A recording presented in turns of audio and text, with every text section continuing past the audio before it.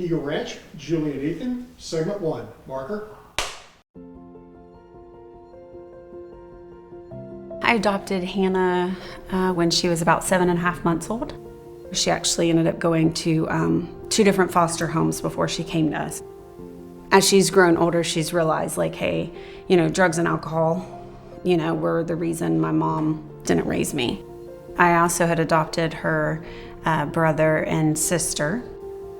When my biological daughter was born, we had just gotten Hannah 12 days before. Madeline was newborn, Hannah was 7.5 months, Jaden was not quite 2, and Jake was 3.5.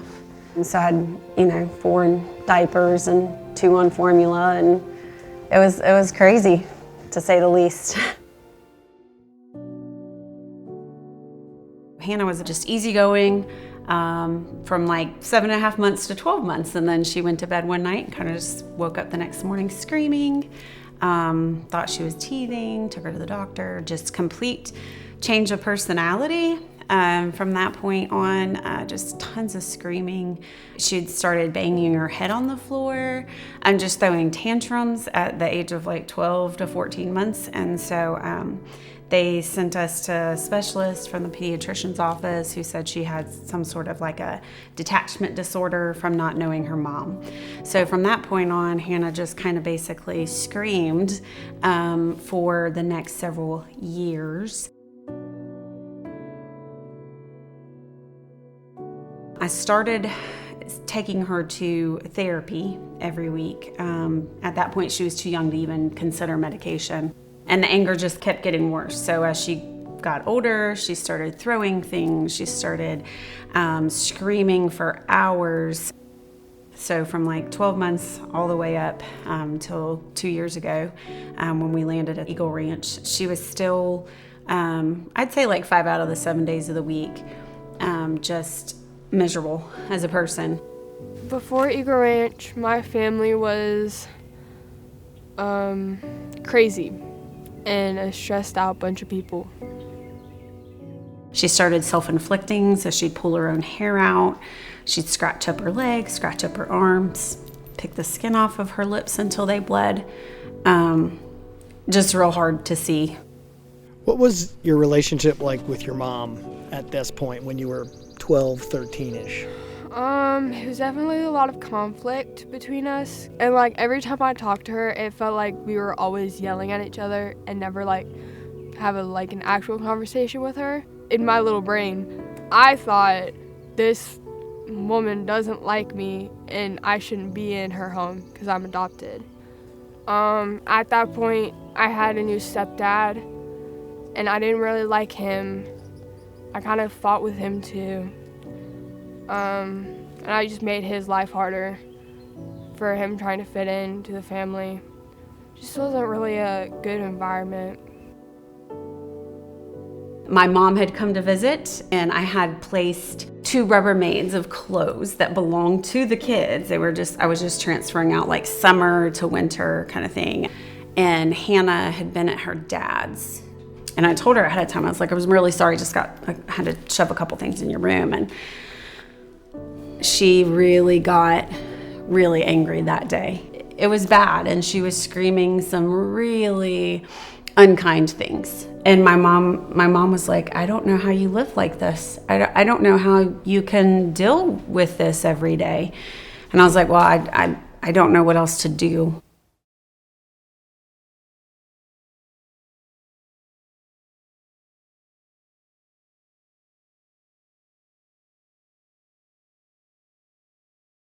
Wade interview, segment 1, marker.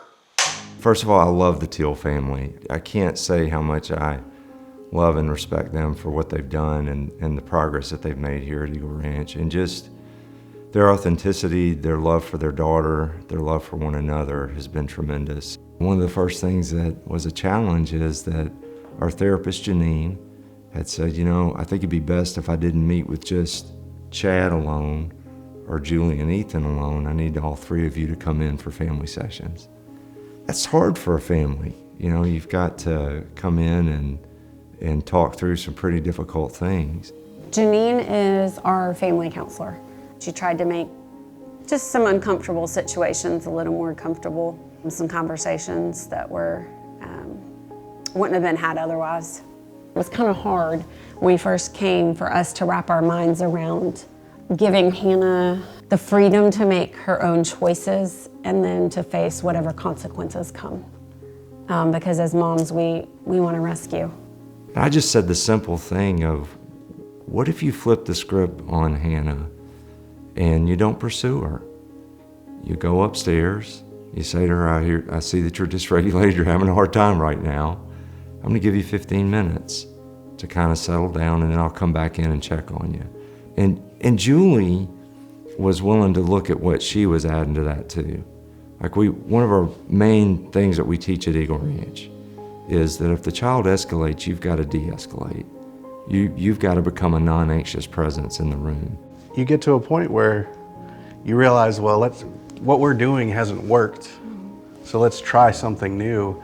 And then it does cause you to realize that it's not all about the person outside of you. I mean, a lot of it has to do with you too, so. They were courageous. They stepped in, they began to work on it. There was a lot of hard times through it. And I have said to parents so much in parent groups, I'm more concerned about you than I am your children. They're gonna be okay. Can you be at a place where you feel peace, love, and joy, no matter how your kid's acting, and just be at peace. And it was amazing seeing the results, because it wasn't necessarily the words, but the overall concept was to de-escalate things and just give both the child and the parent a time to just take a deep breath. So what we're trying to accomplish with a family here is that we invite them into a healing community. The Teals accepted that offer. It's just been a lot of just things that I wouldn't have recognized in my own self, that I'm very controlling, but it's really not my responsibility to make their choices for them. And I can't change their heart. And that's something that only the Holy Spirit can do. Around the summertime, I kind of was like, hey, if I'm gonna be staying here for 2 years, it's kind of a waste of time to just sit here and do nothing. They were telling me what I needed to work on, and I could see it, like, that I needed to work on it. I was like, when I go back home, I really want to have like a peaceful life and not like a hard and stressful life. And so I started like trying to work out the stuff that they're like telling me to work on. What helped you get to that point where you actually went, you know what, my mom really does love me, she's trying to help? I do remember just seeing my mom like on weekends trying her best to like make me feel welcome. Like I did see her try to make changes of what the ranch was teaching her and try to make a better environment. And I was like, hey, she's working, then I have to be working, because I don't want to be the one left out.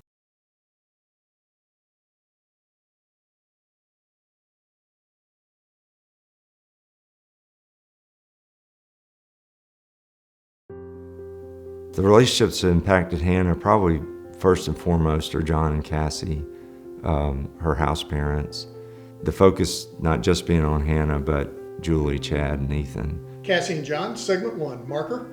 My first impression of Hannah was that she was very nervous and shy and withdrawn. Even like her body, she was like this. And they warned us that Hannah was gonna hate them and that all the kids do that. And so for the first several months, not to be alarmed when we had our weekly phone call with Hannah for her to say things, beg to go home, please come get me, and all the things they warned us about, spot on. At times it's been hard with Hannah because I remind her so much of her mom, and they have a history, and so sometimes that makes her more frustrated with me. But then at other times really has helped build our connection. And now Hannah loves them. Loves them. John and Cassie have just done a great job of connecting with Hannah on a personal level. I think one thing that happened here that's unique, that's never happened before in Eagle Ranch history, Chad, the adoptive dad, was seeing a counselor here locally to work on individual work. he invited John Adams, the house dad, to come to counseling with him, to be able to express to the counselor kind of some of the relationship dynamics that he was having with his wife, the stepdad, and the daughter. And John did it. With Chad, one of the things for him, not living in the home as being the ex-husband, is he wasn't purposefully engaging with the whole family unit. And he and I had a really good conversation following a family session that they had had. And really since that conversation, he stepped up. But that started a small snowball that started an avalanche of Chad taking ownership of his role as the father and a co-parent to all of his kids. What pushed me the most was that my dad was trying to get things right, even though I don't live at my dad's house, but like every other weekend I'm over there, and in the summer I'm over there quite a lot of weeks.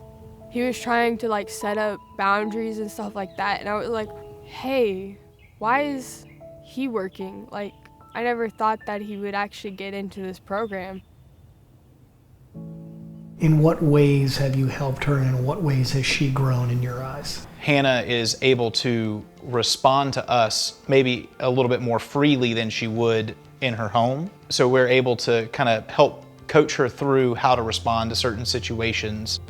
I think for Hannah, one of the biggest areas that I have seen her grow in is her ability to take ownership. When she first came to us, there were things like she would vacuum, but not well. She would blame the vacuum. The vacuum is out to get me. She would get so mad and have to redo the chore again and again and again until she was so upset. And now she will do the chore, but if something is left behind, she will still say, ugh, the vacuum's out to get me, but it's as a joke, and she takes the correction and moves on. And that applies to pretty much every aspect of her life.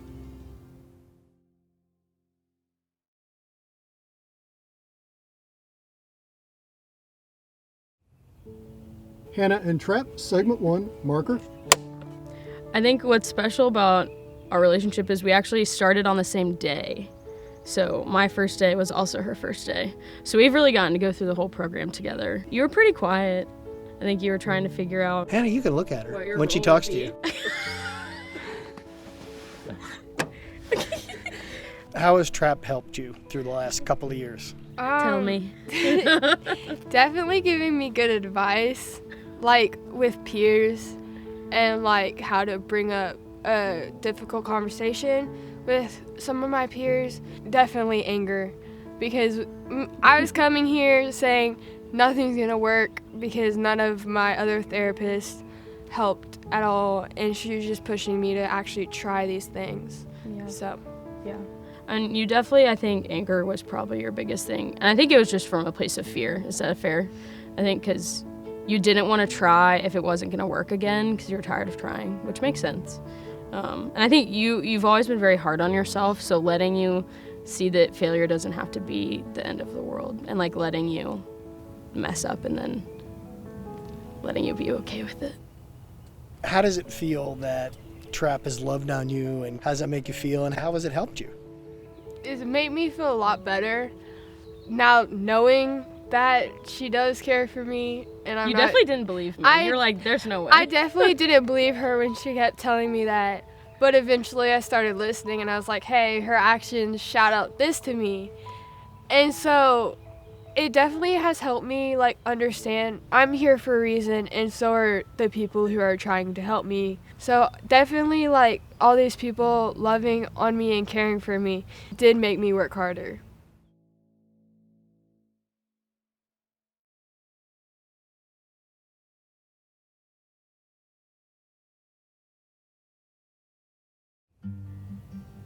What would you go back and tell yourself 2 years ago?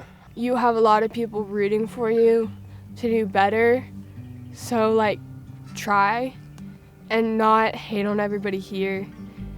Because I definitely did hate on a bunch of people, and it took me a whole lot of time to start talking to them and getting to know people instead of shutting them out like I did. So I would have said don't shut anybody out. I would definitely say we are in the process of healing.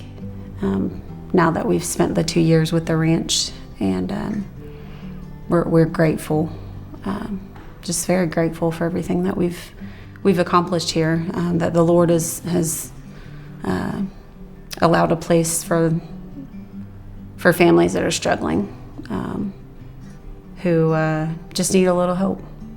And so I would say our family is definitely on the mend. Now my family is a lot more peaceful and understanding towards each other and very caring. There's a lot of excitement about her coming home. Hannah's excited, but there's also a lot of grief about they're going to miss this environment. The other parts that I think the Teals are engaging in is the reality of, okay, what's it going to be like the first time we get in conflict with Hannah?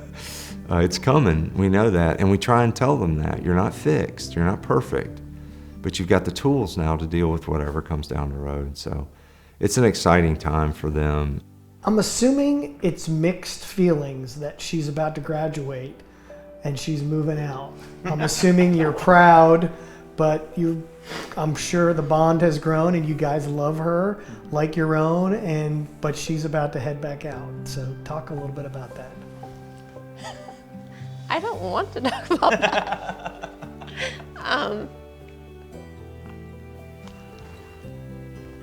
Hannah is very special, and we will miss her greatly.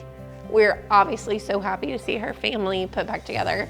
We're losing our leader. She's very much the leader of our group, and she sets a really positive tone.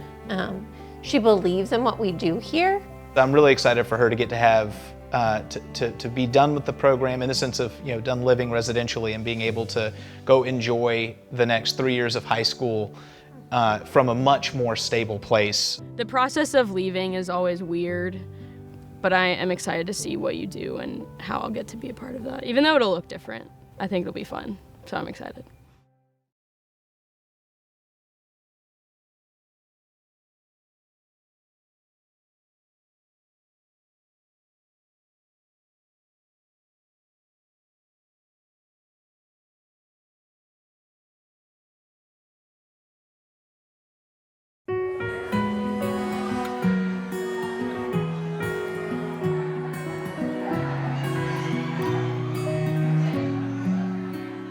This is a picture of a true family who came in and did the work together. Hannah, you worked really hard, and Hannah, you are so loved. I really hope that you will remember where you and your family were 2 years ago. I know that Satan loves to feed off our forgetfulness, and there will be moments where you feel like you're back to where you started, or all this work that y'all have done was for nothing. But God has done a great work in your family, and I fully trust that He's going to continue to complete it. And then I also just really hope that you will continue to talk about your faith, because you have a lot of good and important things to say. Congratulations, and just keep putting one foot in front of the other. I'm proud of you. I don't know that I have the time or words to express how truly proud of you I am. Early on, when you were still very angry and sulky, we all already knew how special you are. Since then, we've seen you truly transform. You are now rarely angry or sulky. Well, sometimes you are. We all tend to smile, though, when you are, because it reminds us of how far you've come. What makes you truly remarkable is your love for Jesus. I've told you over and over that I don't know if I've ever known a teenager your age who has a more genuine, active faith than we have seen from you, especially over the last year. Above all, do not lose these things out there in the real world.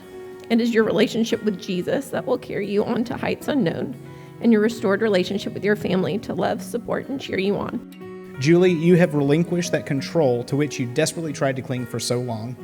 Ethan, you have truly found your place as a stepdad who steps up. And Chad, you have grown so much in taking ownership and responsibility, as well as opening up and sharing your own feelings. You have all made so much progress, and I know that you will continue to work and strive for peace in your homes. Oh, Hannah Teal. You will always have a special place in our hearts. You have grown from that small, withdrawn little girl into a wonderful, boisterous, loving young woman of God. You have achieved and overcome so much, and I will miss your youthful spirit and your caring heart. I know that you will be close, so I'm glad that we will have the opportunity to see the young woman that you will grow up to be. I hope that one day when I grow up, maybe, that I can be as awesome as you. We love you, Hannah Teal. The Lord has helped me through this program, and honestly, if I didn't know the Lord, I'd still be screaming at my mom. The Lord has shown me that there's a different path. I just have to take the right one. I can easily control my anger. I've learned a lot of coping skills and the right way to share my feelings. I'm so happy I'm finally coming home. I can finally go to high school and be with my friends. My mom and I can finally understand each other a lot better than we did. Me and my stepdad are friends, and my relationship with my dad has grown a lot. From the girl who would scream for hours and use intentionally hurtful words every chance she had, she has matured into a compassionate, more confident young lady. The ranch was definitely bittersweet for this mama's heart. It's never easy to watch your child struggle, but then to feel hopeless and not knowing how to help your child is even more difficult. I think it took Hannah being separated for the past 2 years for her to realize how awesome she really is. Telling your child they're beautiful, smart, worthy is one thing, but it's so much more meaningful when you see that they have started to believe that themselves.